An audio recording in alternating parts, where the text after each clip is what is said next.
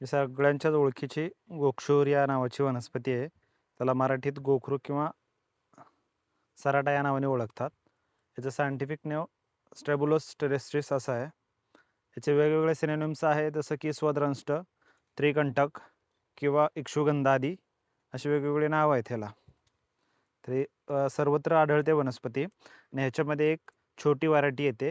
ही मोठ्या फळाची व्हरायटी आहे. पानांचं स्ट्रक्चर व फळांचं स्ट्रक्चर सेमच असतं. ठीक. याचे आयुर्वेदिक गुणधर्म असे आहेत की शरीरातील वात आणि पित्त कमी करण्यासाठी याचा चांगला फायदा होतो व ही शीतवीर्याची वनस्पती आहे.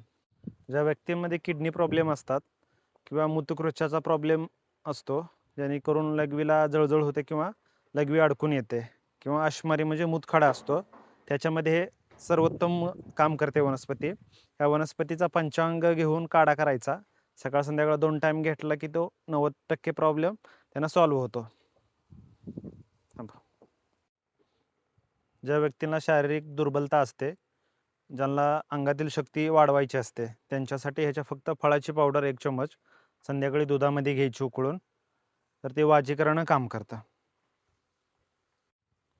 व याचा दुसरा उपयोग असा, आमवातामध्ये गोक्षुरची पावडर, पंचांगाची पावडर व सुंठीची पावडर एकत्र 1 चम्मच याचा काढा घेतल्यानंतर आमवात पूर्णपणे बरा होतो. हे एक डाययुरेटिक वनस्पती आहे, जे की खळखळून लघवी आणण्याचं काम करते व ह्याच्या फळांमध्ये एक स्टेरॉइडल ॲक्टिव्हिटी असते, जे की सेपोनिन नावाच्या ह्याच्या फळामध्ये गावतं, जे अँटी कॅन्सरियस असं 2000च्या रिसर्चमध्ये सांगतं. या वनस्पतीचा वापर मार्केट प्रिपरेशनमध्ये गोक्षुरादी गुगळू किंवा दशमूळारिष्ट किंवा गोक्षुरादी अलेह ह्याच्यामध्ये होतो. नमस्कार.